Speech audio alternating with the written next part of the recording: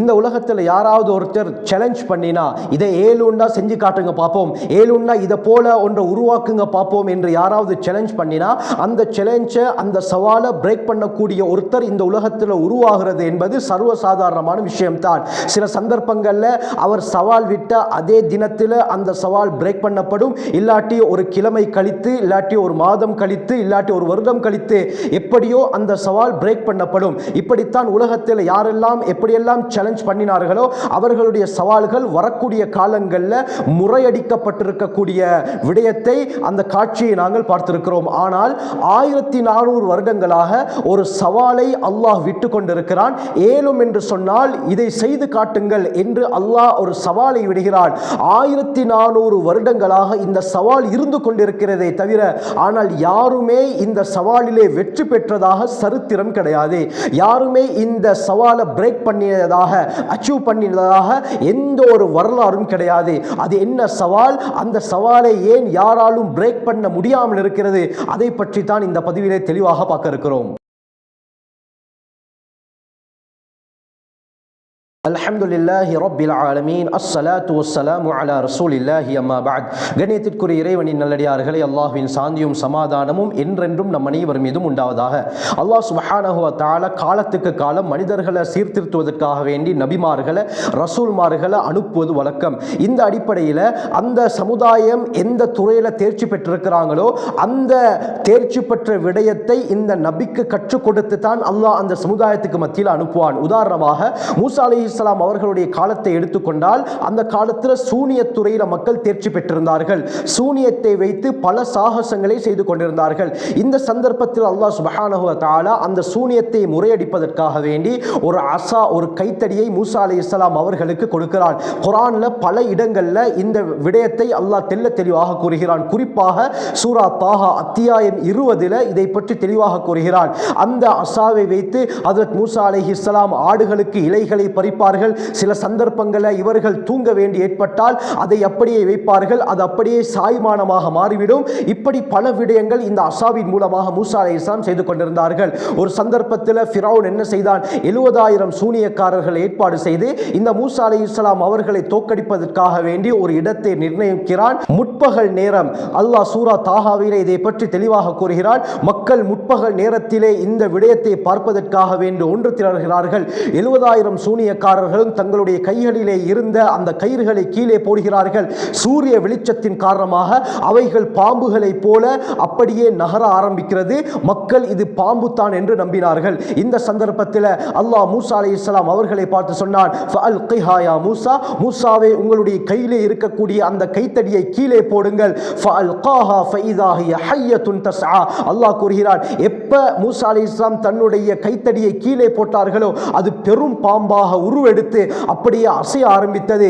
அந்த 70,000 சூனியக்காரர்களுடைய அந்த பாம்புகளையும் இந்த மூசா அலைஹிஸ்ஸலாம் அவர்களுடைய பாம்பு விழுங்கியது. கண்ணியமானவர்களே, அந்த சூனியத்தை அல்லாஹ் மூசா அலைஹிஸ்ஸலாமுடைய அசாவின் மூலமாக முறையடித்தார். கடைசியில் அந்த 70,000 பேரும் ரப்பி மூசா வ ஹாரூன், மூசா ஹாரூன் அலைஹிமுஸ்ஸலாம் அவர்களுடைய ரப்பை ஈமான் கொண்டோம் என்று 70,000 பேரும் இஸ்லாத்தை ஏற்றுக்கொண்டார்கள்.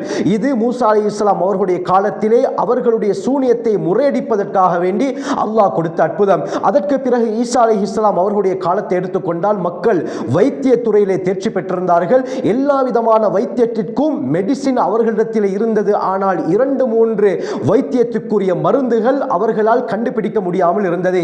அது என்ன, பிறவி குருடு, இதே போல வெங்குஷ்டம், கருங்குஷ்டம், இந்த நோய்களுக்கு மருந்துகளை அவர்களுக்கு கண்டுபிடிக்க முடியாமல் இருந்தது.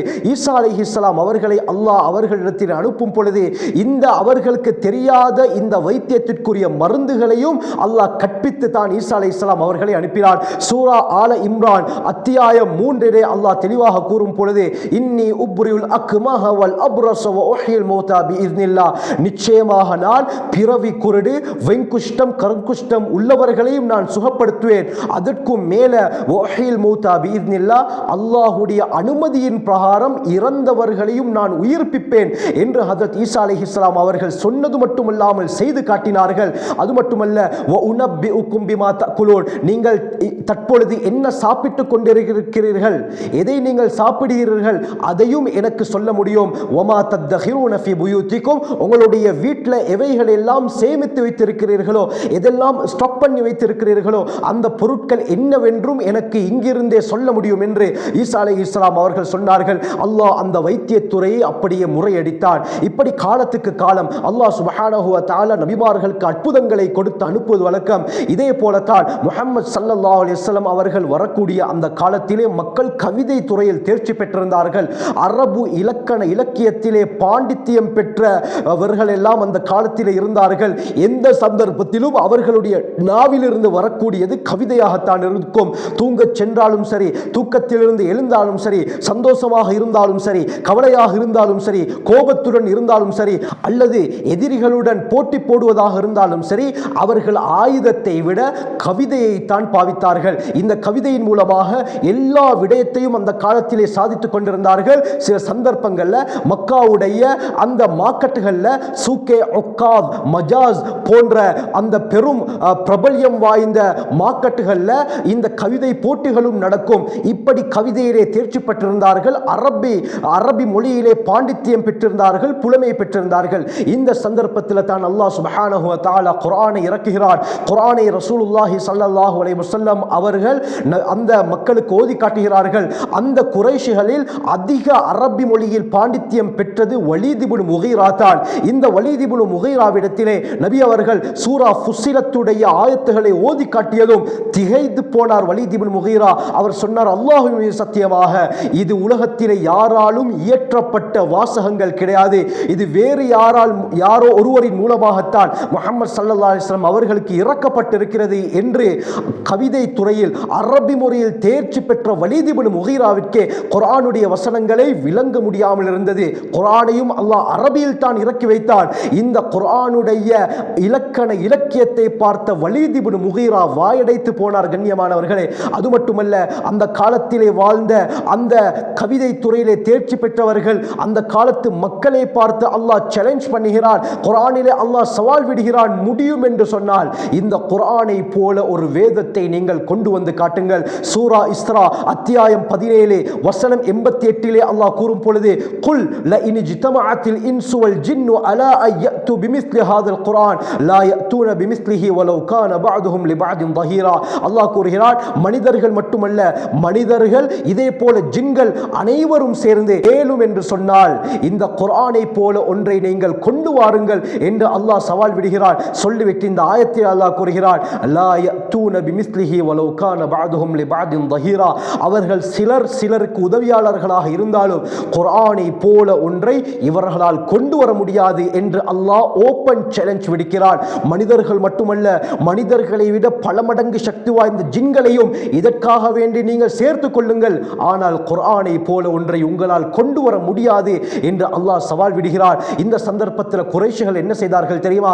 குர்ஆன்ல அல்லாஹ் எப்படி ஆயத்துகளை அமைத்திருக்கிறானோ இந்த போங்கிலே இவர்கள் சில ஆயத்துகளை கொண்டு வந்தார்கள். உதாரணமாக அல்லாஹ் குர்ஆனிலே அல் காரிஆ மல் காரிஆ வமா அத்ராக மல் காரிஆ என்ற முறையிலே அல்லாஹ் ஒரு சூறாவிலே சொல்கிறார். இதை இவர்கள் காப்பி பண்ணி என்ன சொன்னார்கள் தெரியுமா? அல் ஃபீலு மல் ஃபீல் வமா அத்ராக மல் ஃபீல் அல் காரிஆ மல் காரிஆ வமா அத்ராக மல் காரிஆ லஹு குர்தூமுன் தமீல் என்று இவர்கள் மாற்றினார்கள். ஆனால் இவர்கள் சொந்தமாக எந்த ஒரு வசனத்தையும் கொண்டு வர முடியாமல் போனது.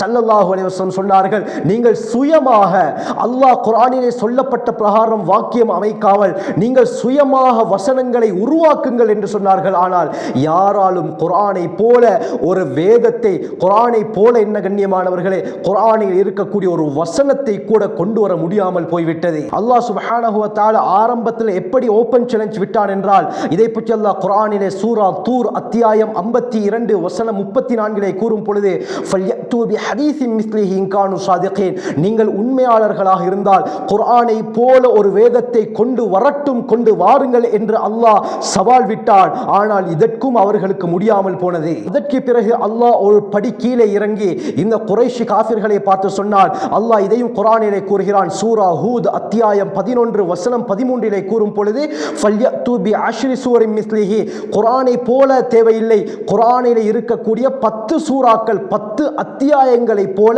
சில அத்தியாயங்களை கொண்டு வாருங்கள் என்று அல்லாஹ் சொல்லிவிட்டு நீங்கள் யாரை வேண்டுமானாலும் உதவிக்கு சேர்த்துக் கொள்ளுங்கள் என்றும் அல்லாஹ் கூறுகிறார். இப்படி சொல்லியும் அவர்களால் இந்த 10 சூறாக்களை கொண்டு வர முடியாமல் போனது. அதற்கு பிறகு அல்லாஹ் சுப்ஹானஹு வ தஆலா இவர்களுக்கு லேசுபடுத்துகிறான். அதையும் குர்ஆனிலே கூறும் பொழுது சூரா பக்ரா அத்தியாயம் 2 வசனம் 23 கூறும் பொழுது ஃபத்து பி சூரத்தின் மின் மிஸ்லிஹி, 10 சூறாக்கள் தேவையில்ல, இந்த குர்ஆனிலே இருக்கக்கூடிய ஒரே ஒரு சூரா ஒரே ஒரு அத்தியாயத்தை போல நீங்கள் கொண்டு வாருங்கள். குர்ஆனிலே இருக்கக்கூடிய மிக சிறிய அத்தியாயம் மிக சிறிய சூரா தான் சூரத்துல் கௌசர். அல்லாஹ் இதிலே 3 வசனங்களை தான் கூறுகிறார். இன்னா அஅதைனாகல் கௌசர் ஃபஸல்லி லிரப்பிக வன்ஹர் இன்ன ஷானிஅக ஹுவல் அப்தர். இந்த சூராவை போலயாவது நீங்கள் சுயமாக உருவாக்கி கொண்டு வாருங்கள் என்று அல்லாஹ் கூறுகிறார். இதற்கு பிறகு அல்லாஹ் என்ன கூறுகிறான் தெரியுமா? வதுஉ ஷுஹதாஅக்கும் மின் தூனில்லாஹி இன் குன்தும் ஸாதிகீன், நீங்கள் உண்மையாளர்களாக இருந்தால், நீங்கள் உண்மை சொல்லக்கூடியவர்களாக இருந்தால், அல்லாஹ்வை விட்டுவிட்டு நீங்கள் மற்ற உதவியாளர்கள், நீங்கள் வணங்கக்கூடிய தெய்வங்களாக இருக்கலாம், சிலைகளாக இருக்கலாம், ஜின்களாக இருக்கலாம், யாரை வேண்டுமானாலும் உதவிக்கு சேர்த்துக் கொள்ளுங்கள். சேர்த்து கொண்டு இந்த குர்ஆனை போல ஒரு சூறாவை கொண்டு வாருங்கள் என்று அல்லாஹ் சவால் விடுகிறார். ஆனால் இதுவரைக்கும் யாருமே கொண்டு வரவில்லை. கண்ணியமானவர்களே, 1400 வருடங்களாக அல்லாஹ் இந்த ஓப்பன் சேலஞ்சை விட்டு கொண்டிருக்கிறார். ஆனால் இதுவரைக்கும் அந்த சவாலிலே ஜெயித்தவர்கள் யாருமே கிடையாது. அந்த சவாலுக்காக வேண்டி தன்னை தயார்படுத்தி கொண்டவர்களும் இந்த உலகத்தில் யாரும் கிடையாது. கண்ணியமானவர்களே, இந்த நாள் வரை யாரும் வரவில்லை. இதற்கு பிறகு உலகம் அழியும் வரை எத்தனை நாட்கள் இருக்கிறதோ அந்த நாட்களிலும் யாராலும் வர முடியாது. காரணம் என்ன? இந்த வேதம் அல்லாஹ் இறக்கிய வேதம். அல்லாஹ் இதை பற்றி சூரா ஷுஆராவிலே கூறும் பொழுது வஇன்னஹு லதன்ஸீலு ரப்பில் ஆலமீன், இந்த குர்ஆன் இருக்கிறதே அகிலத்தார்களுடைய இறைச்சிகனுடைய புறத்திலிருந்து இறக்கப்பட்டது. இதை கொண்டு வந்தது யார்? நஸல பிஹிர் ரூஹுல் அமீன், நம்பிக்கையான ஹஜ்ரத் ஜிப்ரீல் அலைஹிஸ்ஸலாம் அவர்கள் தான் இந்த குர்ஆனை கொண்டு வந்தார்கள். யாருக்கு இறக்கினார்கள்? அலா கல்பிக முஹம்மது ஸல்லல்லாஹு அலைஹி வஸல்லம், உங்களுடைய உள்ளத்தில் தான் அல்லாஹ் இந்த குர்ஆனை ஜிப்ரீல் அலைஹிஸ்ஸலாம் அவர்களின் மூலமாக இறக்கிறான். பிலிசானின் அரபிய்யின் முபீன், தெல்ல தெளிவான அரபு பாஷையிலே இந்த குர்ஆனை அல்லாஹ் இறக்கியிருக்கிறார். ஆகவே யாராலும் இந்த குர்ஆனுக்கு போட்டியாக வர முடியாது. இந்த ஓப்பன் சேலஞ்சிலே வெற்றி பெறவும் முடியாது. கண்ணியமானவர்களே, ஆகவே அல்லாஹ் நமக்கு இந்த குர்ஆனை பொக்கிஷமாக தந்திருக்கிறார். இந்த குர்ஆனை ஓத ஓத அல்லாஹ் இன்பத்தை தருகிறார், நம்முடைய வாழ்க்கையை செழிப்பாக ஆக்குகிறார். ஆகவே கடைசி வரை குர்ஆனை பற்றி பிடித்த கூட்டத்திலே அல்லாஹ் நம் அனைவரையும் ஆக்கியருள்வானாக. ஜஸாக்குமுல்லாஹு கைர். வ ஆஹிரு தஅவானா அல்ஹம்துலில்லாஹி ரப்பில் ஆலமீன்.